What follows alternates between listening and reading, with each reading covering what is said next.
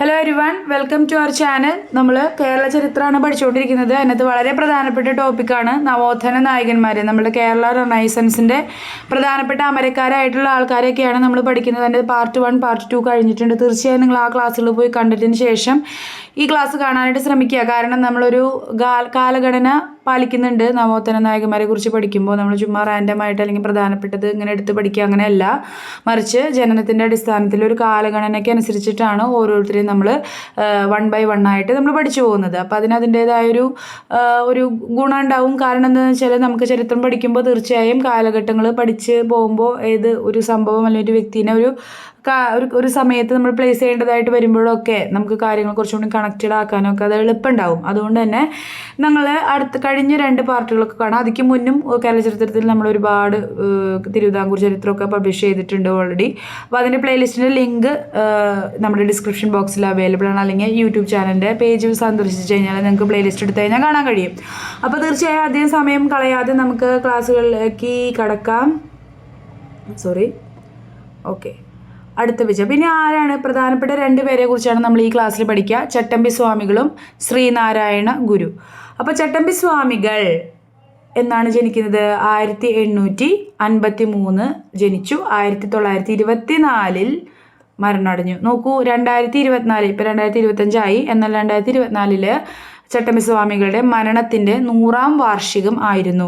അത് PSC ചോദിച്ചിട്ടുണ്ട്. അപ്പോൾ ഇതുപോലെ വാർഷികങ്ങൾ അല്ലെങ്കിൽ എത്രാമത്തെ വാർഷികമാണ് ആചരിച്ചത് ഇന്ന സംഭവത്തിൻ്റെ, ഇതൊക്കെ ചോദിക്കുന്നുണ്ട്. അപ്പോൾ നമ്മൾ ഈ വർഷം ഓർമ്മിച്ച് വെക്കേണ്ടതായിട്ട് വരുന്നുണ്ട് പല സാഹചര്യങ്ങളിലും. അല്ലെങ്കിൽ അറ്റ്ലീസ്റ്റ് നമുക്കത് ഏത് ഏകദേശം ഏതെവിടെയാണ് വരുന്നതെന്ന് അറിഞ്ഞാൽ മാത്രമേ ചരിത്രത്തിൽ അത് ഏതിൻ്റെ ഒക്കെ കണക്ട് ചെയ്ത് ഏത് സമയത്ത് വരുന്നു എന്നെങ്കിലും അറിഞ്ഞാൽ മാത്രമേ നമുക്ക് ഏകദേശം ഊഹിച്ചെങ്കിലും ആ ഒരു മാർക്ക് അടിച്ചെടുക്കാനായിട്ട് സാധിക്കുകയുള്ളൂ. അതുകൊണ്ടാണ് നമ്മളിവിടെ ചരിത്രത്തിൽ എന്ത് പഠിക്കുമ്പോഴും ഒരു കാലഗണനയ്ക്ക് അനുസരിച്ച് പഠിക്കണമെന്ന് ഞാൻ എപ്പോഴും പറയുന്നത്. അപ്പോൾ ചട്ടമ്പി സ്വാമികൾ ജനിച്ച വർഷം 1853. ദിവസം ഏതാണ്? ഒക്ടോബർ 25, ചിങ്ങം, മലയാള മാസം ചിങ്ങം 11 ആണ്. ജനിച്ച സ്ഥലം ഉള്ളുവൻ കോട് വീട്, കണ്ണൻമൂലക്കടുത്ത് കൊല്ലൂർ എന്ന് പറഞ്ഞ സ്ഥലത്ത്, തിരുവനന്തപുരത്തെ കണ്ണൻമൂലക്കടുത്ത് കൊല്ലൂർ എന്ന സ്ഥലത്താണ് എക്സാക്ട്ലി അദ്ദേഹത്തിൻ്റെ ജന്മസ്ഥലമായിട്ട് നമ്മൾ അറിയുന്നത്. മാതാപിതാക്കൾ വാസുദേവ ശർമ്മ, നങ്ങേമ്മ, ഇതാണ് മാതാപിതാക്കൾ. ബാല്യകാല നാമം കുഞ്ഞൻപിള്ള. ചട്ടമ്പി സ്വാമികളുടെ ബാല്യകാല നാമം എന്താണ്? കുഞ്ഞൻപിള്ള. യഥാർത്ഥ പേര് അയ്യപ്പൻ. ഇതൊക്കെ ചോദിച്ചിട്ടുണ്ട് കേട്ടോ. ബാല്യകാല നാമം കുഞ്ഞൻപിള്ളയാണ്. ചട്ടമ്പി സ്വാമികളുടെ യഥാർത്ഥ പേര് എന്താണ്? അയ്യപ്പൻ. അയ്യപ്പന് ചട്ടമ്പി എന്ന പേര് നൽകി. ചട്ടമ്പി എന്ന് പറഞ്ഞാൽ പണ്ട് ക്ലാസ് ലീഡർ എന്നുള്ളൊരു അർത്ഥത്തിലാണ് ഈ ചട്ടമ്പി എന്ന് പറയുന്നത്. അപ്പോൾ ക്ലാസ് ലീഡർ ആയിരുന്നു അദ്ദേഹമാര് ചട്ടമ്പി സ്വാമികൾ. അത് ആ പേര് ചട്ടമ്പി എന്ന പേര് നൽകിയത് പേട്ടയിൽ രാമൻപിള്ള ആശാനാണ്. പേട്ടയിൽ രാമൻപിള്ള ആശാനാണ് ചട്ടമ്പി സ്വാമികൾക്ക് ചട്ടമ്പി എന്ന പേര് നൽകിയത്. കാരണം അദ്ദേഹം എന്താണ്? ക്ലാസ് ലീഡർ ആയിരുന്നു. നോക്കൂ, അപ്പോൾ ചട്ടമ്പി സ്വാമികളുടെ പ്രധാനപ്പെട്ട ഗുരുക്കന്മാർ ആരൊക്കെയായിരുന്നു? പേട്ടവേൽ രാമൻപിള്ള ആശാൻ, സുബ്ബജടാപടികൾ, തൈക്കാട്ട് അയ്യ, സ്വാമിനാഥ ദേശികൾ, ഇവരൊക്കെ ചട്ടമ്പി സ്വാമികളുടെ ഗുരുക്കന്മാർ ആയിരുന്നു. പ്രധാനപ്പെട്ട ശിഷ്യന്മാർ ആരൊക്കെയായിരുന്നു? ബോധേശ്വരൻ, കേശവപിള്ള എന്നറിയപ്പെടുന്ന ബോധേശ്വരൻ, പെരുനെല്ലി കൃഷ്ണൻ വൈദ്യൻ, ഇവരൊക്കെ ചട്ടമ്പി സ്വാമികളുടെ പ്രധാനപ്പെട്ട ശിഷ്യന്മാരായിരുന്നു. കേരളത്തിൻ്റെ സാംസ്കാരിക ഗാനമായ ജയ ജയ കോമള കേരള ധരണി എന്ന ദേശഭക്തി ഗാനം രചിച്ചത് ആരാണ്? ബോധേശ്വരൻ. ചട്ടമ്പി സ്വാമികളുടെ ശിഷ്യനായിട്ടുള്ള ബോധേശ്വരനാണ് ജയ ജയ കോമള കേരള ധരണി. നിങ്ങൾ പലപ്പോഴും ദൂരദർശനിൽ ഈ പാട്ട്, പണ്ടൊക്കെ ദൂരദർശൻ കണ്ടിരുന്ന ആളുകളാണെങ്കിൽ ഒരു ഗ്രൂപ്പ് സോങ് ആയിട്ട് ഇത് പാടുന്നത് നിങ്ങൾ കേട്ടിട്ടുണ്ടാവും. ജയ ജയ കോമള കേരള ധരണി, ജയ ജയ ജയ കോമള കേരള ധരണി, അങ്ങനെ ഒരു പാട്ടാണിത്. അത് രചിച്ചത് ആരാണ്? ബോധേശ്വരൻ ആണ്. കേരളത്തിലെ മഹാനായ പണ്ഡിത സന്യാസി എന്നറിയപ്പെടുന്നത് ആരാണ്? ചട്ടമ്പി സ്വാമി. പണ്ഡിത സന്യാസി എന്നറിയപ്പെടുന്നത് ചട്ടമ്പി സ്വാമികളാണ്. കേരളത്തിലെ സാമൂഹിക പരിഷ്കരണത്തിന് ബുദ്ധിപരമായ അടിത്തറ നൽകിയത് ആരാണ്? ചട്ടമ്പി സ്വാമികളാണ്. ബുദ്ധിപരം ആയിട്ടുള്ള അടിത്തറ നൽകി. എന്തിന്? കേരളത്തിലെ സാമൂഹിക പരിഷ്കരണത്തിന് ബുദ്ധിപരമായ അടിത്തറ നൽകിയത് ആരാണ്? ചട്ടമ്പി സ്വാമികൾ ആണ്. നോക്കൂ, ഒരുപാട് പോയിന്റ്സ് നമുക്ക് പഠിക്കാനുണ്ട് കേട്ടോ. അതുകൊണ്ടാണ് ഞാൻ ഇച്ചിരി സ്പീഡിൽ പോകുന്നത്. വീഡിയോ ഒരുപാട് ലെങ്തി ആയാലും നിങ്ങൾക്ക് കാണാൻ വലിയ ഇഷ്ടം ഉണ്ടാവില്ലല്ലോ, അതുകൊണ്ട് തന്നെ. അപ്പോൾ തീർച്ചയായും നിങ്ങൾ സ്പീഡൊക്കെ കുറച്ച് കാണാനുള്ള ഓപ്ഷൻ നമുക്ക് യൂട്യൂബിലുണ്ട്, അത് കാണാം. അല്ലെങ്കിൽ സ്പീഡ് ഇച്ചിരി കൂടി കൂട്ടി കാണുന്ന ആഗ്രഹമുള്ള ആളുകൾക്ക് അങ്ങനെ കാണാം. കാരണം റിവിഷനൊക്കെ നടത്തുന്ന ആളുകളാണെങ്കിൽ ഇത് കുറച്ച് സ്പീഡിൽ കണ്ടാലും കുഴപ്പമൊന്നുമില്ല. ഇനി സ്ക്രീനിലേക്ക് ചുമ്മാ നോക്കിയിരിക്കുന്ന ആളുകളാണെങ്കിൽ ഓരോ പോയിന്റ് ഒരു 5 പ്രാവശ്യമെങ്കിലും വായിക്കുക.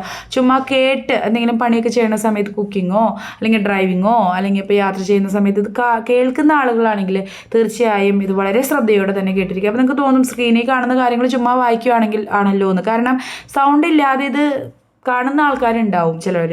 അതുകൊണ്ടാണ് ഞാൻ എല്ലാ പോയിന്റുകളും ഇതിനകത്ത് ഉൾപ്പെടുത്തിയിരിക്കുന്നത്. ഇനി സ്ക്രീനിലേക്ക് നോക്കാതെ ഇത് കേൾക്കുന്ന ആളുകളുണ്ടാവും. അപ്പോൾ അവർക്ക് പോയിന്റുകളൊന്നും നഷ്ടപ്പെടാതിരിക്കാൻ വേണ്ടിയിട്ടാണ് ഞാനിതെല്ലാം വായിക്കുകയും എക്സ്പ്ലെയിൻ ചെയ്യുകയും ചെയ്യുന്നത് കേട്ടോ. അപ്പോൾ അതല്ലാതെ പോയിന്റ്സ് ഒക്കെ എഴുതിയെടുക്കുന്ന ആളുകളാണെങ്കിൽ അത് വളരെ ഗ്രേറ്റ് ആണ്. അപ്പോൾ എത്ര പ്രാവശ്യം കേൾക്കുന്നു അത്രയും നിങ്ങൾക്ക് നല്ല തന്നെയാണ്. ചട്ടമ്പി സ്വാമികൾക്ക് ജ്ഞാനം കൈവന്ന സ്ഥലമാണ് വടിവീശ്വരം. ഇത് വളരെ പ്രധാനപ്പെട്ടതാണ്. ഇത് ചോദിച്ചിട്ടുണ്ട്. ചട്ടമ്പി സ്വാമികൾക്ക് ജ്ഞാനം റെവലേഷൻ വന്ന സ്ഥലം ഏതാണ്? വടിവീശ്വരമാണ്. സർവവിദ്യാധിരാജൻ എന്നറിയപ്പെടുന്ന ചട്ടമ്പി സ്വാമികളാണ്. ഷൺമുഖദാസൻ എന്നറിയപ്പെടുന്നതും ആരാണ്? ചട്ടമ്പി സ്വാമികളാണ്. കാഷായവും കമണ്ഡലവും ഇല്ലാത്ത സന്യാസി എന്നും അറിയപ്പെടുന്നത് ആര് തന്നെയാണ്? ചട്ടമ്പി സ്വാമികൾ. വിശേഷണങ്ങൾ വളരെ ഇമ്പോർട്ടൻ്റ് ആണ്. സർവവിദ്യാധിരാജൻ, സമ്പൂർണ്ണ ദേവൻ എന്നറിയപ്പെടുന്നത് ആരാണ്? നമ്മൾ കഴിഞ്ഞ ക്ലാസ്സിൽ പഠിച്ചത് ആരാന്ന് ഓർമ്മയുണ്ടെങ്കിൽ കമന്റ് ബോക്സിൽ ഇടാം. ഷൺമുഖദാസൻ എന്നറിയപ്പെടുന്നതും കാഷായവും കമണ്ഡലവും ഇല്ലാത്ത സന്യാസം എന്നറിയപ്പെടുന്നത് ആരൊക്കെയാണ്? ചട്ടമ്പി സ്വാമികൾ തന്നെയാണ്. 1882 വാമനപുരത്തിനടുത്ത് അണിയൂർ ക്ഷേത്രത്തിൽ വെച്ച് ചട്ടമ്പി സ്വാമികൾ ശ്രീനാരായണ ഗുരുവിനെ കണ്ടു. ആരെയാണ് കണ്ടത്? ചോദിക്കാറുണ്ട് ഇങ്ങനെ, ഏത് സമയത്താണ് ഇവിടെ വെച്ച് ആര് തമ്മിലാണ് കണ്ടുപിടിച്ചത്? ശ്രീനാരായണ ഗുരു ആരെയാണ് വാമനപുരത്തിനടുത്ത് അണിയൂർ ക്ഷേത്രത്തിൽ വെച്ച് 1882 കണ്ടുമുട്ടിയത്? അല്ലെങ്കിൽ സ്റ്റേറ്റ്മെന്റ് ആയിട്ട് വരാം. 1882 വാമനപുരത്തിനടുത്ത് അണിയൂർ ക്ഷേത്രത്തിൽ വെച്ച് ചട്ടമ്പി സ്വാമികൾ ശ്രീനാരായണ ഗുരുവിനെ കണ്ടു. ശരിയോ തെറ്റോ എന്ന് കണ്ടുപിടിക്കേണ്ടതായിട്ട് വരും. ഇനി 1892 ചട്ടമ്പി സ്വാമികൾ വിവേകാനന്ദനെ കണ്ടുമുട്ടി. 1892 വിവേകാനന്ദനെ ഇതൊക്കെ നമുക്ക് സ്റ്റേറ്റ്മെൻ്റായിട്ട് ചോദിക്കാൻ പറ്റുന്ന കാര്യങ്ങളാണ് കേട്ടോ. അതുകൊണ്ടാണ് നമ്മൾ ഒരു പോയിന്റ് പോലും വിടാതെ കിട്ടാവുന്ന എല്ലാ പോയിന്റുകളും ഉൾപ്പെടുത്തി കാര്യങ്ങൾ ചെയ്യുന്നത്. ഇനി മലബാറിൽ ഞാനൊരു യഥാർത്ഥ മനുഷ്യനെ കണ്ടു എന്ന് സ്വാമി വിവേകാനന്ദൻ. നോക്കൂ, മലബാറിൽ ഞാനൊരു യഥാർത്ഥ മനുഷ്യനെ കണ്ടു എന്ന് സ്വാമി വിവേകാനന്ദൻ പറഞ്ഞത് ചട്ടമ്പി സ്വാമികളെ കുറിച്ചാണ്. ചട്ടമ്പി സ്വാമികളെ എന്നാണ് കാണുന്നത്? വിവേകാനന്ദൻ കണ്ടുമുട്ടുന്നത് 1892. അതിന് കൃത്യം ഒരു 10 വർഷം മുന്നേ ശ്രീനാരായണ ഗുരുവിനെ കണ്ടിട്ടുണ്ട്. ഓക്കെ, അപ്പോൾ മലബാറിൽ ഞാനൊരു യഥാർത്ഥ മനുഷ്യനെ കണ്ടു എന്ന് ആരെക്കുറിച്ച് പറഞ്ഞു? സ്വാമി വിവേകാനന്ദൻ ആരെക്കുറിച്ച് പറഞ്ഞു? ചട്ടമ്പി സ്വാമി. നേരെ തിരിച്ചും പറയാട്ടോ, ചട്ടമ്പി സ്വാമികളെ കുറിച്ച് വിവേകാനന്ദനെ കുറിച്ച് പറഞ്ഞു എന്നൊക്കെ തെറ്റായിട്ട് ഓപ്ഷൻസ് ഉണ്ടാവും. പക്ഷെ കൃത്യമായിട്ട് മനസ്സിലാക്കാം, മലബാറിൽ സ്വാമി വിവേകാനന്ദൻ കേരളത്തിലുള്ള ആളല്ല. ഓക്കെ, തമിഴ്നാടാണ്.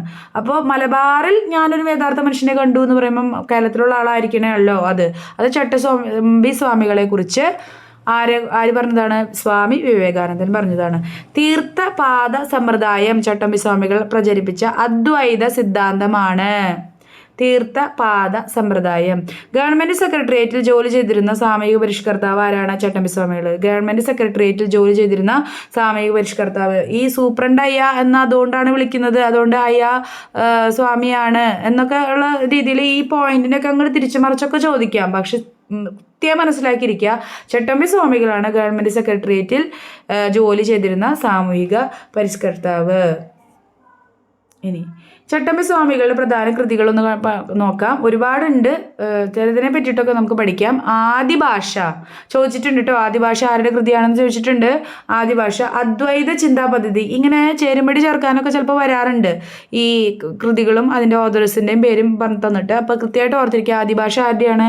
ചട്ടമ്പി സ്വാമികളുടെ കൃതിയാണ്. അദ്വൈത ചിന്താ പദ്ധതി, അദ്വൈത പഞ്ചോരം, വേദാധികാര നിരൂപണം എപ്പോഴും ചോദിക്കുന്നതാണ്. വേദാധികാര നിരൂപണം, ജീവകാരുണ്യ നിരൂപണം, മോക്ഷപ്രദീപ ഖണ്ഡനം ചോദിച്ചിട്ടുണ്ട്. പ്രാചീന മലയാളം ചോദിച്ചിട്ടുണ്ട്. നിജാനന്ദ വിലാസം. ഇവിടെ ആനന്ദ എന്നുള്ള വാക്കണമ ഇത് ബ്രഹ്മാനന്ദ ശിവയോഗിയുടെ നിങ്ങൾ വിചാരിച്ചേക്കരുത്, അത് ചട്ടമ്പി സ്വാമികളാണ്. നിജാനന്ദ വിലാസം. ബ്രഹ്മത്വ നിർഭാസം, ക്രിസ്തുമത ഛേദനം, കേരളത്തിലെ ദേശനാമങ്ങൾ, പുനർജന്മ നിരൂപണം, സർവമത സമാരസ്യം, സർവമത സമാരസ്യം, പരമഭട്ടാര ദർശനം, വേദാന്തസാരം, അദ്വൈതവരം, ഇതൊക്കെയാണ് പ്രധാനപ്പെട്ട കൃതികൾ. നല്ല പേരുകൾ, നല്ല അടിപൊളി പേരുകളാണല്ലേ. ഇനി അവർണർക്കും വേദം പഠിക്കാമെന്ന് പറയുന്ന ചട്ടമ്പി സ്വാമികളുടെ പുസ്തകമാണ് എന്ത്? വേദാധികാര നിരൂപണം. അതായത് വേദത്തെ പഠിക്കാനുള്ള അധികാരം ആർക്കൊക്കെയും കൂടി ഉണ്ട്? അവർണർക്കും പഠിക്കാം, സവർണരുടെ പോലെ തന്നെ എന്നുള്ള ഒരു കാര്യം പ്രചരിപ്പിക്കുന്ന അല്ലെങ്കിൽ അതിനെ സ്ഥാപിച്ചെടുക്കുന്ന ഒരു കൃതിയാണ് വേദാധികാര നിരൂപണം. വേദാധികാര നിരൂപണം. ഇനി ഈ കൃതിയെക്കുറിച്ച്, അതായത് വേദാധികാര നിരൂപണത്തെക്കുറിച്ച് സ്വാമി വിവേകാനന്ദൻ പറഞ്ഞിട്ടുണ്ട്. എന്താണ്? തീ പോലുള്ള വാക്കുകൾ കത്തിപ്പോക്കാത്തത് ഭാഗ്യം. അപ്പൊ വേദാധികാരം നിരൂപണം വായിച്ചതിന് ശേഷം സ്വാമി വിവേകാനന്ദൻ പറഞ്ഞ വാക്കുകളാണ് തീ പോലുള്ള വാക്കുകൾ കത്തിപ്പോകാത്തത് ഭാഗ്യം എന്നുള്ളത്. പരശുരാമൻ ബ്രാഹ്മണർക്കായി ദാനമായി നൽകിയ ഭൂമിയാണ് കേരളം എന്ന വാദത്തെ ഖണ്ഡിക്കുന്ന ചട്ടമ്പി സ്വാമികളുടെ കൃതിയാണ് പ്രാചീന മലയാളം. അതിപ്പോൾ മലയാളം ഭാഷയെ കുറിച്ചല്ല എന്നുള്ള കാര്യം മനസ്സിലാക്കുക. കേരളം എന്ത് ചെയ്തു? പരശുരാമൻ ഇങ്ങനെ മഴുവെറിഞ്ഞുണ്ടാക്കി എന്നുള്ളൊരു സംഭവം ഉണ്ടല്ലോ. അപ്പോൾ പരശുരാമൻ മഴുവെറിഞ്ഞി ബ്രാഹ്മണർക്കായിട്ടുണ്ടാക്കിയ ദാനമായി നൽകിയ ഭൂമിയാണ് എന്ത്? കേരളം എന്ന് വാദിക്കുന്ന ഒരു വാദമുണ്ട്. അങ്ങനെ ഒരു കഥയുണ്ട്. അതിനെ ഖണ്ഡിക്കുന്ന ചട്ടമ്പി സ്വാമികളുടെ കൃതിയാണ് പ്രാചീന മലയാളം. ചട്ടമ്പി സ്വാമികളുടെ ഏറ്റവും വലിയ കൃതിയാണ് എന്ത്? പ്രാചീന മലയാളം. അപ്പോൾ ചട്ടമ്പി സ്വാമികൾ എഴുതിയിരിക്കുന്നതിൽ ഏറ്റവും പ്രധാനപ്പെട്ട കൃതിയാണ് പ്രാചീന മലയാളം. ബ്രഹ്മാനന്ദ ശിവയോഗിയുടെ മോക്ഷപ്രദീപത്തെ വിമർശിക്കുന്ന കൃതിയാണ് മോക്ഷപ്രദീപ ഖണ്ഡനം. ഇങ്ങനെ ചോദിക്കാറുണ്ട്. ബ്രഹ്മാനന്ദ ശിവയോഗിയുടെ മോക്ഷപ്രദീപത്തെ വിമർശിക്കുന്ന കൃതി ഏതാണ്? മോക്ഷപ്രദീപ ഖണ്ഡനം. അല്ലെങ്കിൽ ഇങ്ങനെ പറയും, ബ്രഹ്മാനന്ദ ശിവയോഗിയുടെ പ്രദീപത്തെ വിമർശിക്കുന്ന ചട്ടമ്പി സ്വാമികൾ എഴുതിയ കൃതിയാണ് മോക്ഷപ്രദീപ ഖണ്ഡനം. ശരിയാണോ തെറ്റാണോ? അതായത് താഴെ തന്നിരിക്കയിൽ ശരി ഏത് എന്നൊക്കെ ചോദിച്ചിട്ടുള്ള ചോദ്യങ്ങൾ വരാറില്ലേ, സ്റ്റേറ്റ്മെന്റ്, അതിനകത്ത് വരാവുന്ന നല്ലൊരു ക്വസ്റ്റ്യൻ ആണ് ഇത്. അപ്പോൾ ഈ കൃതികളൊക്കെ എന്ത് ചെയ്യുക? 2, 3, 4, 5 വട്ടം നന്നായിട്ട് വായിക്കുക, അത് എഴുതിയെടുക്കുക. അല്ലാത്തവർ സ്ക്രീൻഷോട്ടൊക്കെ എടുക്കാവുന്നതാണ് വളരെ ഈസി ആയിട്ട്. ഇനി അടുത്തത് ക്രിസ്ത്യൻ മിഷണറിമാരുടെ കേരള പ്രവർത്തനത്തിനെതിരെയുള്ള കൃതി, അതിനെതിരെ വിമർശനം നടത്തിയിട്ടുള്ള കൃതിയാണ് ക്രിസ്തുമതഛേദനം. ക്രിസ്തുമതത്തിനെ എന്താ പറയുക വിമർശിച്ചുകൊണ്ട്, അതായത് മെയിനായിട്ട് ക്രിസ്ത്യൻ മിഷണറിമാരുടെ കേരളത്തിലെ പ്രവർത്തനങ്ങൾ, മത കൺവെർഷനും അല്ലെങ്കിൽ മതം മാറ്റവും ഒക്കെ ബന്ധപ്പെട്ടിട്ടുള്ള പ്രവർത്തികളെ വിമർശിച്ചിട്ടുള്ള കൃതിയാണ് ക്രിസ്തുമതഛേദനം. തമിഴ് ഭാഷ ആദ്യ ഭാഷ ആണെന്ന് ബാധിക്കുന്ന കൃതിയാണ് ആദിഭാഷ. ഓക്കെ, ആദിഭാഷ. ഓക്കെ, ഇവിടെ ഇതടുത്ത പോയിന്റാണ്. പട്ടിസദ്യ നടത്തിയ നവോത്ഥാന നായകൻ. പട്ടിസദ്യ നടത്തി. സർക്കാർ ഉദ്യോഗസ്ഥനെ അയാളുടെ അഴിമതി ബോധ്യപ്പെടുത്താനായിട്ടാണ് അദ്ദേഹം എന്ത് ചെയ്തത്? പട്ടിസദ്യ നടത്തിയത്. സർക്കാർ ഉദ്യോഗസ്ഥനെ അയാളുടെ അഴിമതി ബോധ്യപ്പെടുത്താൻ വേണ്ടിയിട്ടാണ് പട്ടിസദ്യ നടത്തിയത്. നമ്മൾ പന്തി ഭോജനം ഒക്കെ പറയുമ്പോൾ അതൊക്കെ ഐത്തത്തിനെതിരായിട്ടാണ്. പന്തി ഭോജനം നടത്തിയ 2 വ്യക്തികളുണ്ട്. അവരുടെ പേരുള്ള ഓർമ്മയുണ്ടെന്നുണ്ടെങ്കിൽ ഒന്ന് കമൻറ്റ് ബോക്സിൽ ഇടാം കേട്ടോ. പക്ഷേ ചട്ടമ്പി സ്വാമികൾ നടത്തിയത് എന്താണ്? പട്ടിസദ്യയാണ് നടത്തിയത്. വിവേകാനന്ദനെ പറ്റി ചട്ടമ്പി സ്വാമികൾ പറഞ്ഞത്, അദ്ദേഹം ഒരു ഗരുഡനാണെങ്കിൽ ഞാനൊരു കൊതുക് ആണ്, അതാണ് ഞങ്ങൾ തമ്മിലുള്ള വ്യത്യാസം. വിവേകാനന്ദനെ പറ്റി ചട്ടമ്പി സ്വാമികൾ പറഞ്ഞതാണ് അദ്ദേഹം ഒരു ഗരുഡനാണ്. ആര്? വിവേകാനന്ദൻ ഒരു ഗരുഡനാണ് എങ്കിൽ, അങ്ങനെ നോക്കുകയാണെങ്കിൽ ഞാൻ എന്താണ്? ഞാനൊരു കൊതുകാണ്. ഞാൻ എന്ന് പറയുന്നത് ആരാണ് ഇവിടെ? ചട്ടമ്പി സ്വാമികൾ സ്വയം പറയാണ് ഞാനൊരു കൊതുകാണ് അദ്ദേഹത്തിന്, അതായത് വിവേകാനന്ദ സ്വാമികളെ കമ്പയർ ചെയ്യുമ്പോൾ. അതാണ് ഞങ്ങൾ തമ്മിലുള്ള വ്യത്യാസം. ഇത് ആരെ പറ്റി പറഞ്ഞതാ? ചട്ടമ്പി സ്വാമികൾ വിവേകാനന്ദനെ പറ്റി പറഞ്ഞതാണ്. വിവേകാനന്ദന്റെ ചിന്മുദ്രയുടെ രഹസ്യം, ചിന്മുദ്രയുടെ രഹസ്യം വെളിപ്പെടുത്തിയത് ചട്ടമ്പി സ്വാമികളാണ്. അവരെന്നാ കാണുന്നേ? 1892 കേട്ടോ പരസ്പരം കാണുന്നത്, വിവേകാനന്ദനും ചട്ടമ്പി സ്വാമികളും. അപ്പൊ ആ അവസരത്തില് ചിന്മുദ്രയുടെ രഹസ്യം ചട്ടമ്പി സ്വാമികൾ ആർക്ക് വെളിപ്പെടുത്തി കൊടുത്തു? വിവേകാനന്ദന് വെളിപ്പെടുത്തി കൊടുത്തു. ചട്ടമ്പി സ്വാമികളുടെ സമാധി സ്ഥലം ഏതാണ്? പന്മന, കൊല്ലത്തുള്ള പന്മന. ചട്ടമ്പി സ്വാമികളുടെ സമാധി സ്ഥലത്ത് ഭക്തർ പണി കഴിപ്പിച്ച ക്ഷേത്രമാണ് ബാലഭട്ടാരക ക്ഷേത്രം. ചട്ടമ്പി സ്വാമികളുടെ സ്മരണാർത്ഥം അദ്ദേഹത്തിന്റെ ഭക്തർ ഈ പന്മന എന്ന് പറയുന്ന അദ്ദേഹത്തിന്റെ സമാധി സ്ഥലത്ത് പണി കഴിപ്പിച്ചൊരു ക്ഷേത്രമാണ് ബാലഭട്ടാരക ക്ഷേത്രം. സ്റ്റാമ്പിൽ പ്രത്യക്ഷപ്പെട്ടിട്ടുണ്ട്. സ്വാമി വിവേകാനന്ദൻ സ്റ്റാമ്പിൽ പ്രത്യക്ഷപ്പെട്ടിട്ടുണ്ട് 2014 ഏപ്രിൽ 30. ജന്മദിനം ഓഗസ്റ്റ് 25 ജീവകാരുണ്യ ദിനമായിട്ട് സർക്കാർ പ്രഖ്യാപിച്ചിട്ടുണ്ട്. ഓഗസ്റ്റ് 25 കേരളത്തില് ചട്ടമ്പി സ്വാമികളുടെ ജന്മദിനമാണ്. അത് ജീവകാരുണ്യ ദിനമായിട്ട് കേരള സർക്കാർ പ്രഖ്യാപിച്ചിട്ട് ഉണ്ട്. നോക്കൂ, അടുത്ത ആളിലേക്ക് പോവാം. ശ്രീനാരായണ ഗുരു ചട്ടമ്പി എല്ലാ പോയിന്റും വളരെ പ്രധാനപ്പെട്ടതാണ്, ഒന്നും തന്നെ വിട്ടുകളയാനില്ല. ശ്രീനാരായണ ഗുരു 1856 ഓഗസ്റ്റ് 20 ജനനം, മരണം 1928. വളരെ വളരെ വളരെ ഇമ്പോർട്ടൻറ്റ്. 1856 ജനിച്ചു, 1928 മരിച്ചു. ജനിച്ച സ്ഥലം ചെമ്പഴന്തി, നമുക്ക് എല്ലാവർക്കും അറിയാം, തിരുവനന്തപുരം ജില്ലയിലെ ചെമ്പഴന്തിയിലാണ് ജനനം. ശ്രീനാരായണ ഗുരുവിൻ്റെ ഭവനം വയൽവാരം വീട്, ഇഷ്ടംപോലെ വട്ടം ചോദിച്ചിട്ടുണ്ട്, വയൽവാരം വീട്. ശ്രീനാരായണ ഗുരുവിൻ്റെ മാതാപിതാക്കൾ മാടൻ ആശാൻ, കുട്ടിയമ്മ. ഇതും ഈ ശ്രീനാരായണ ഗുരു, ചട്ടമ്പിസ്വാമി, അയ്യങ്കാളിനെ കുറിച്ചിട്ടുള്ള കാര്യങ്ങളെല്ലാനും ഒരു PSC അല്ലെങ്കിൽ മറ്റൊരു PSC എക്സാമിൽ ചോദിച്ചിട്ട ചോദ്യങ്ങളാണ്. അതുകൊണ്ട് എന്തെങ്കിലും ഒരു പോയിന്റ് ഇതിൻ്റെ വിടാമെന്ന് കരുതി ക്ലാസ് കേൾക്കണ്ട, നല്ല ശ്രദ്ധയോടുകൂടി അറ്റ്ലീസ്റ്റ് ക്ലാസ് കേൾക്കാനായിട്ട് ശ്രദ്ധിക്കുക. കേരള നവോത്ഥാനത്തിൻ്റെ പിതാവ് എന്നറിയപ്പെടുന്നു. കേരള നവോത്ഥാനത്തിൻ്റെ പിതാവ് എന്നറിയപ്പെടുന്നത് ആരാണ്? ശ്രീനാരായണ ഗുരുവാണ്. ശ്രീനാരായണ ഗുരുവിൻ്റെ ഭാര്യയാണ് കാളി. കാളി എന്ന് പറയുന്ന വ്യക്തിയാണ് ശ്രീനാരായണ ഗുരുവിൻ്റെ ഭാര്യ. ഗുരുക്കന്മാരൊക്കെയാണ് രാമൻപിള്ള ആശാൻ, തൈക്കാട്ടയ്യ ഒക്കെയാണ് ശ്രീനാരായണ ഗുരുവിൻ്റെ ഗുരുക്കന്മാർ. രാമൻപിള്ള ആശാൻ, തൈക്കാട്ടയ്യ. ശിഷ്യനായ ആദ്യത്തെ യൂറോപ്യൻ ആരാണ്? ഏണസ്റ്റ് കിർക്ക്. അപ്പോൾ ശ്രീനാരായണ ഗുരുവിൻ്റെ ആദ്യത്തെ യൂറോപ്യൻ ശിഷ്യൻ ആരാണ്? ഏണസ്റ്റ് കിർക്ക്. നാണു ആശാൻ എന്നറിയപ്പെടുന്നത് ആര് തന്നെയാണ്? ശ്രീനാരായണ ഗുരു. ശ്രീനാരായണ ഗുരു നാണു ആശാൻ എന്നറിയപ്പെടുന്നുണ്ട്. ശ്രീനാരായണ ഗുരുവിന് ആത്മീയ ജ്ഞാനം ലഭിച്ച സ്ഥലമാണ് പിള്ളത്തടം ഗുഹ. മരുത്വാമല എന്ന് നമ്മൾ അറിയപ്പെടുന്ന പിള്ളത്തടം, മരുത്വാമലയിലുള്ള പിള്ളത്തടം എന്നുള്ള ഗുഹയിലാണ് ശ്രീനാരായണ ഗുരുവിന് ആത്മീയജ്ഞാനം ലഭിച്ചത്. ശ്രീനാരായണ ഗുരുവിനെ രണ്ടാം ബുദ്ധൻ എന്ന് വിശേഷിപ്പിച്ച കവി G. ശങ്കരക്കുറുപ്പ്. അപ്പോൾ ശ്രീനാരായണ ഗുരുവിനെ G. ശങ്കരക്കുറുപ്പ് എന്ത് പറഞ്ഞാണ് വിശേഷിപ്പിച്ചത്? രണ്ടാം ബുദ്ധൻ. വിശേഷങ്ങൾ ഓർത്തിരിക്കുക. രണ്ടാം ബുദ്ധൻ എന്നറിയപ്പെടുന്നത് ആരാണ്? ശ്രീനാരായണ ഗുരു. അങ്ങനെ വിശേഷിപ്പിച്ചത് ആരാണ്? G. ശങ്കരക്കുറുപ്പ്. നമ്മുടെ മലയാളത്തിലെ ഒരു പ്രധാനപ്പെട്ട കവിയാണ്. ആദ്യത്തെ ജ്ഞാനപീഠ പുരസ്കാരം ലഭിച്ച വ്യക്തിയാണ് G. ശങ്കരക്കുറുപ്പ്. അപ്പോൾ G എന്ന് പറയുന്നൊരു സെൻറ്റർ കേരളത്തിൽ തുറന്നിട്ടുണ്ട്. അതെവിടെയാണെന്ന് ഓർമ്മയുള്ളവർ, അറിയുന്നവർ, ഒരു കറണ്ട് അഫെയർ ആണ്, അറിയുന്നവർ കമൻറ്റ് ബോക്സിലിടാം കേട്ടോ. നോക്കൂ, ശ്രീനാരായണ ഗുരു അരുവിപ്പുറം ക്ഷേത്രം പണി കഴിപ്പിച്ച വർഷം 1887.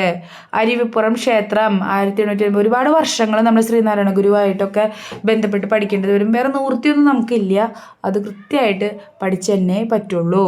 ശ്രീനാരായണ ഗുരു അരുവിപ്പുറം പ്രതിഷ്ഠ നടത്തിയ വർഷം 1887. നെയ്യാറിൽ നിന്നും എടുത്തുകൊണ്ട് ഒരു കല്ല്, അപ്പം നെയ്യാറിൽ മുങ്ങി അദ്ദേഹം എന്ത് ചെയ്തു? ഒരു കല്ലെടുത്തുകൊണ്ട് വന്ന് പ്രതിഷ്ഠിച്ചു. കല്ലെടുത്ത നെയ്യാറിലെ കയം അല്ലെങ്കിൽ ആ കുഴി ഏതാണ്? ശങ്കരൻ കുഴി എന്നാണ് അറിയപ്പെടുന്നത്. ശ്രീനാരായണ ഗുരുവിൻ്റെ ആദ്യ പ്രതിമ സ്ഥാപിക്കപ്പെടുന്നത് ജഗന്നാഥ ക്ഷേത്രത്തിലാണ്. തലശ്ശേരിയിലുള്ള ജഗന്നാഥ ക്ഷേത്രത്തിലാണ് ശ്രീനാരായണ ഗുരുവിൻ്റെ ആദ്യത്തെ പ്രതിമ സ്ഥാപിക്കപ്പെടുന്നത്. അരുവിപ്പുറം വിപ്ലവം എന്നറിയപ്പെടുന്നത് അരുവിപ്പുറം ശിവപ്രതിഷ്ഠയെയാണ്. അപ്പം അരുവിപ്പുറം വിപ്ലവം നടത്തിയത് ആരാണ്? ശ്രീനാരായണ ഗുരുവാണ്. എന്താണ്? അരുവിപ്പുറത്ത് പോയിട്ട് ഒരു നെയ്യാറിൽ നിന്നൊരു കയത്തിൽ, ശങ്കരൻ കുഴി എന്നാണ് പിന്നീട് അറിയപ്പെട്ട ആ കയത്തിന്, അവിടെ പോയിട്ട് ഒരു കല്ലെടുത്തുകൊണ്ട് ശിവനെ അങ്ങ് പ്രതിഷ്ഠിക്കുകയാണ് ചെയ്യുന്നത്. അതാണ് അരുവിപ്പുറം വിപ്ലവം എന്നറിയപ്പെടുന്നത്. ഇനി നമ്മൾ ശ്രീനാരായണ ഗുരുവിനെ കുറിച്ച് പഠിക്കുമ്പോൾ നമ്മൾ പ്രധാനപ്പെട്ടതായിട്ട് പഠിക്കുന്നത് ഒരു സംഭവമാണ് SNDP. ശ്രീനാരായണ ഗുരു ധർമ്മപരിപാലന യോഗം അല്ലേ? സുനിശ്ചിത ഭരണഘടനയും പ്രവൃത്തി പദ്ധതിയും കാലാകാലങ്ങളിൽ തിരഞ്ഞെടുപ്പ് സമ്പ്രദായത്തോടു കൂടി നടത്തിയ ജനകീയ സംഘടന. ഇത് ചുമ്മാ കുറച്ച് ആളുകളുടെ കൂട്ടമല്ല, അവിടെ ഒരു സുനിശ്ചിതമായൊരു ഭരണഘടനയുണ്ട്. SNDP എങ്ങനെ പ്രവർത്തിക്കണം, എന്തിനു വേണ്ടി നിലനിൽക്കണം എന്നുള്ളതിന് പ്രവൃത്തി പദ്ധതിയുണ്ട്. അതുപോലെ തന്നെ കാലാകാലങ്ങളിൽ തിരഞ്ഞെടുപ്പ് നടത്തണം, എങ്ങനെയുള്ള ഒരു സമ്പ്രദായത്തോടു കൂടിയ ആദ്യത്തെ ജനകീയ സംഘടനയാണ് എന്ത്? SNDP. രൂപീകരണത്തിന് കാരണമായ യോഗമാണ് അരുവിപ്പുറം ക്ഷേത്ര യോഗം. ശ്രീനാരായണ ധർമ്മപരിപാലന യോഗം SNDP സ്ഥാപിച്ച വർഷം 1909. വളരെ വളരെ ഇമ്പോർട്ടൻ്റ്. 1903 9-ലല്ല, 1903 SNDP സ്ഥാപിക്കപ്പെട്ടത്. SNDPയുടെ മുൻഗാമി, അതായത് SNDP എന്ന് പറയുന്നത് ആദ്യം SNDP ആയിട്ടല്ല വന്നത്, എന്തായിട്ടാണ് വന്നത്? വാവൂട്ട് യോഗം എന്നുള്ള പേരിലാണ് ആദ്യം വന്നത്. അപ്പോൾ SNDPയുടെ മുൻഗാമി ആരാണ് എന്ന് ചോദിച്ചാൽ എന്ത് പറയണം? വാവൂട്ട് യോഗം എന്ന് പറയണം. SNDPയുടെ ആജീവനാന്ത പ്രസിഡന്റ് ആരാണ്? ശ്രീനാരായണ ഗുരു. SNDPയുടെ ആദ്യ മുഖപത്രം വിവേകോദയം. പിന്നീട് അത് എന്ത് ചെയ്തു? യോഗനാഥമായിട്ട് മാറുന്നുണ്ട്. 1903 നമ്മുടെ SNDP വരുന്നുണ്ട്. 1904 വിവേകോദയം എന്ന് പറയുന്ന ഒരു മുഖപത്രം വരുന്നുണ്ട്. പിന്നീട് അത് യോഗനാഥം, അതായത് നിലവിലത്തെ മുഖപത്രം, SNDPയുടെ നിലവിലത്തെ മുഖപത്രം യോഗനാഥം എന്നറിയപ്പെടുന്നു. SNDPയുടെ ആസ്ഥാനം എന്താണ്? കൊല്ലമാണ്, കൊല്ലം. SNDPയുടെ ആദ്യത്തെ സെക്രട്ടറി കുമാരനാശാനും ആദ്യ വൈസ് പ്രസിഡന്റ് ഡോക്ടർ പൽപ്പുവുമായിരുന്നു. അപ്പോൾ SNDPയുടെ ആദ്യത്തെ സെക്രട്ടറി ആജീവനാന്ത പ്രസിഡന്റ് ശ്രീനാരായണ ഗുരുവാണ്. ആദ്യ സെക്രട്ടറി കുമാരനാശാൻ. ആദ്യത്തെ വൈസ് പ്രസിഡന്റ് ശ്രീനാരായണ ഗുരുവാണ്. വൈസ് പ്രസിഡന്റ് ആരാണ്? ഡോക്ടർ പൽപുവുമായിരുന്നു.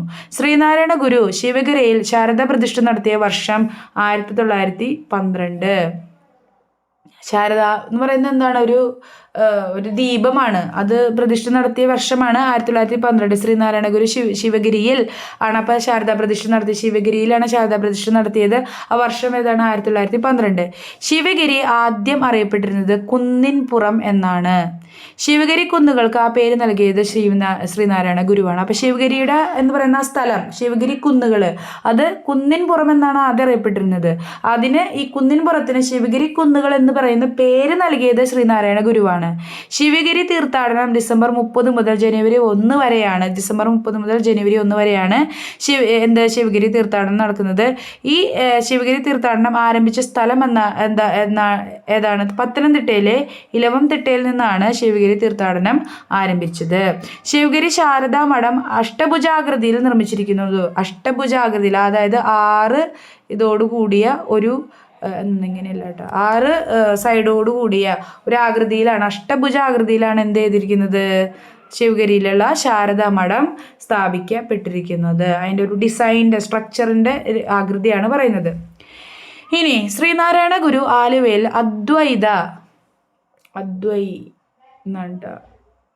ഈ ചിഹ്നം വേണം, അദ്വൈത ആശ്രമം സ്ഥാപിച്ച വർഷം 1913. എവിടെയാണ്? ആലുവയിലാണ് അദ്ദേഹം സ്ഥാപിച്ചത്. അദ്വൈത ആശ്രമം എവിടെയാണ് സ്ഥാപിക്കപ്പെട്ടിരിക്കുന്നത്? ആലുവയിലാണ്. അത് സ്ഥാപിക്കപ്പെട്ട വർഷമാണ് 1913. അപ്പോൾ 1903 SNDP, 1913 അദ്വൈതാശ്രമം. പെരിയാറിൻ്റെ തീരത്താണ് സ്ഥിതി ചെയ്യുന്നത്. ആലുവയിലൂടെ പെരിയാർ ഒഴുകുന്നുണ്ട്. അതിൻ്റെ തീരത്താണ് അദ്വൈതാശ്രമം ശ്രീനാരായണ ഗുരു സ്ഥാപിച്ച 1913 സ്ഥാപിച്ച അദ്വൈതാശ്രമം ഉള്ളത്. ഓം സാഹോദര്യം സർവത്ര എന്നെഴുതപ്പെട്ടിരിക്കുന്നത് എവിടെയാണ്? ആലുവയിലെ അദ്വൈതാശ്രമം. അദ്വൈതം എന്ന് പറഞ്ഞാൽ എന്താ? രണ്ടില്ല, അല്ലെങ്കിൽ ഒന്നിൽ കൂടുതലില്ല, എല്ലാം ഒന്ന് തന്നെ എന്നുള്ള അർത്ഥത്തിലാണ്. അപ്പോൾ ഓം സാഹോദര്യം സർവത്ര എന്ന് എഴുതപ്പെട്ടിരിക്കുന്നത് ശ്രീനാരായണ ഗുരു ആലുവയിൽ സ്ഥാപിച്ച അദ്വൈത ആശ്രമത്തിൻ്റെ ചുവരുകളിലാണ്. ഇനി ശ്രീനാരായണ ഗുരു ആലുവയിൽ അദ്വൈതാശ്രമത്തിൽ സർവമത സമ്മേളനം നടത്തിയിട്ടുണ്ട്. 1924 നോക്കൂ, 100 വർഷം തികയാണ്. 2014 100 വർഷം തികയാണ് ശ്രീനാരായണ ഗുരു ആലുവയിൽ സർവമത സമ്മേളനം നടത്തിയിട്ട്. ഏഷ്യയിലെ ആദ്യ സർവമത സമ്മേളനമാണ്, ലോകത്തെ രണ്ടാമത്തേതുമാണ് ശ്രീനാരായണ ഗുരു ആലുവയിൽ 1924 നടത്തിയ സർവമത സമ്മേളനം. ഏഷ്യയിലെ ആദ്യത്തെ സർവമത സമ്മേളനമാണ്, ലോകത്തിലെ രണ്ടാമത്തെ സർവമത സമ്മേളനമാണ് ശ്രീനാരായണ ഗുരു ആലുവയിൽ 1924 നടത്തിയ സർവമത സമ്മേളനം. ഇനി നിളവിളക്ക് പ്രതിഷ്ഠ നടത്തിയത് വിളക്കമ്പലം കാരമുക്ക്, തൃശ്ശൂരിലുള്ള വിളക്കമ്പലം കാരമുക്ക് ക്ഷേത്രത്തിലാണ് നിലവിളക്ക് പ്രതിഷ്ഠ നടത്തിയത്. മുരുകുംപുഴ ക്ഷേത്രത്തിൽ 1921 ഡിസംബറിൽ മുരുകുംപുഴ ക്ഷേത്രം സ്ഥാപിക്കുന്നുണ്ട്. സത്യം, ധർമ്മം, സ്നേഹം ഇവയെ പ്രതിഷ്ഠിച്ചു. അക്ഷരപ്രതിഷ്ഠ നടത്തി. ഓക്കെ. ആലുവ മണ്ഡലത്തിൻ്റെ മുദ്രാവാക്യം വാദിക്കാനും ജയിക്കാനും അല്ല, അറിയാനും അറിയിക്കാനും. അപ്പോൾ ഈ സർവമത സമ്മേളനത്തിൻ്റെ ഒരു മുദ്രാവാക്യമാണ് എന്ത്?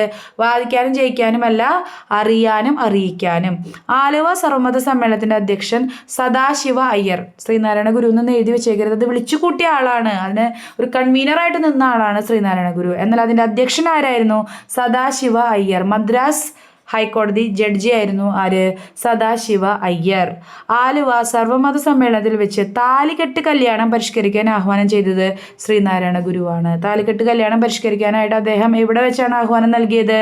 ആലുവ സർവമത സമ്മേളനത്തിൽ ആണ്.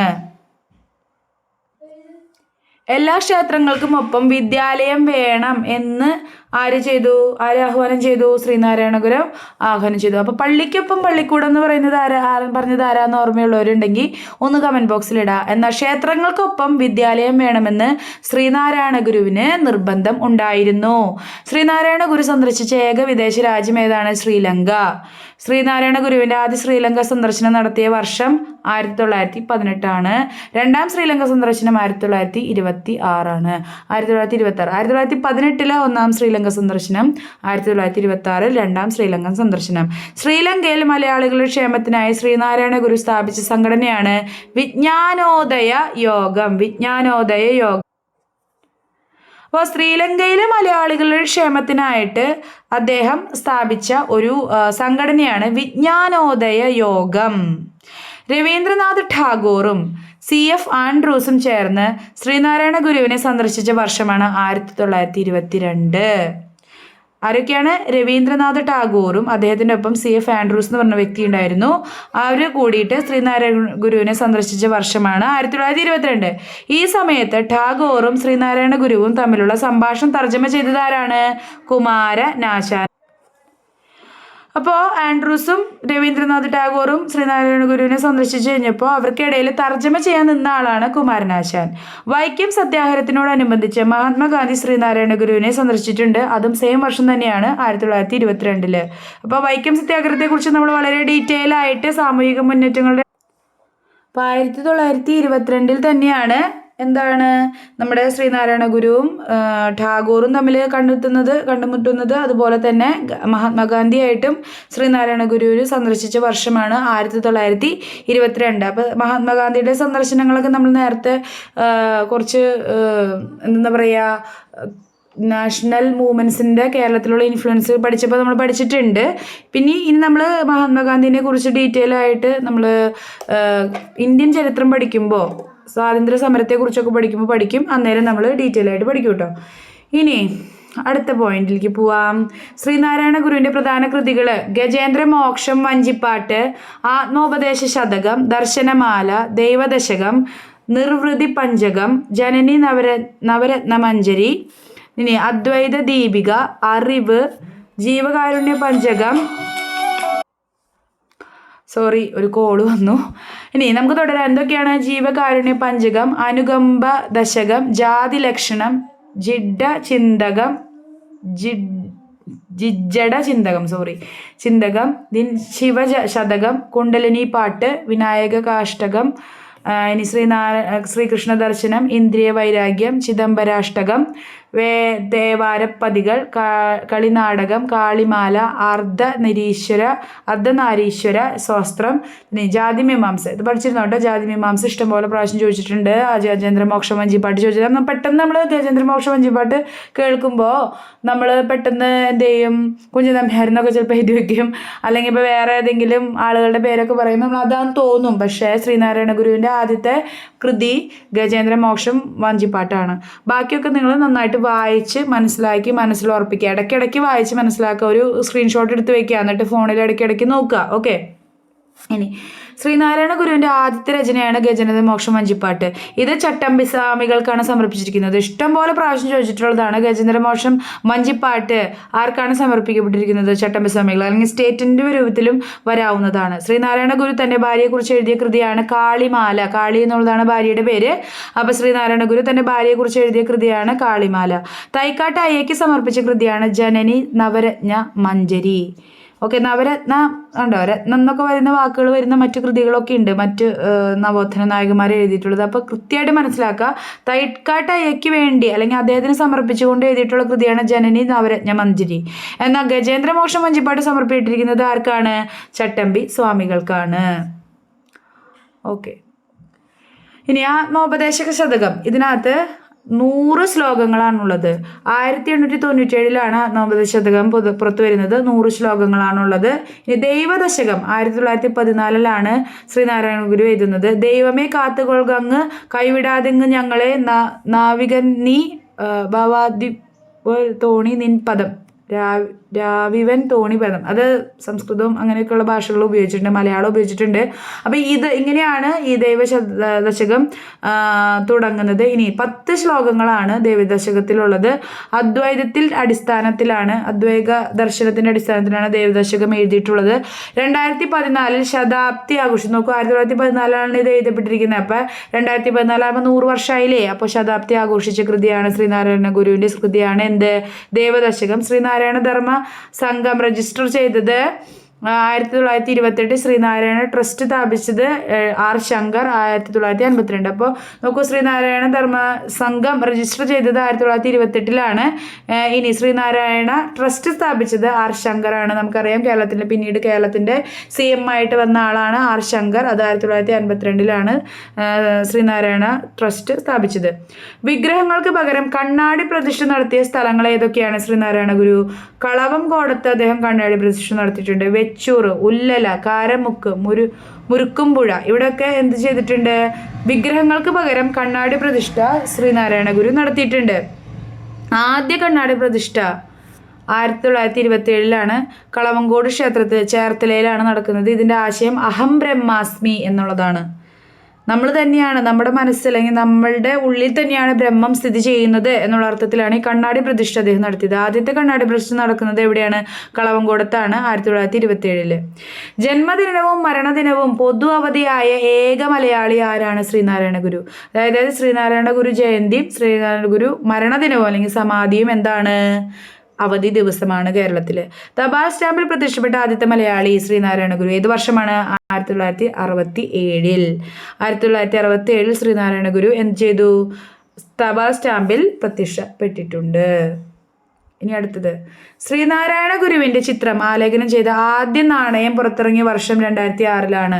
2004 ശ്രീനാരായണ ഗുരുവിൻ്റെ ചിത്രം ആലേഖനം ചെയ്ത എന്ത് വന്നിട്ടുണ്ട്? കോയിൻ പുറത്തു വന്നിട്ടുണ്ട്. ഒരു വിദേശ രാജ്യത്തിൻ്റെ സ്റ്റാമ്പിൽ പ്രത്യക്ഷപ്പെട്ട ആദ്യ മലയാളിയാണ് ശ്രീനാരായണ ഗുരു. 2001 ശ്രീലങ്കയിലും അദ്ദേഹം സ്റ്റാമ്പിൽ പ്രത്യക്ഷപ്പെട്ടിട്ടുണ്ട്. ഒരു വിദേശ രാജ്യത്തിൻ്റെ സ്റ്റാമ്പിൽ പ്രത്യക്ഷപ്പെട്ട ആദ്യ മലയാളി ശ്രീനാരായണ ഗുരു. ശ്രീലങ്കയുടെ സ്റ്റാമ്പിലാണ് 2001. ശ്രീനാരായണ ഗുരുവിൻ്റെ ജീവിതത്തെ ആസ്പദമാക്കി കെ സുരേന്ദ്രൻ രചിച്ച നോവലാണ് ഗുരു.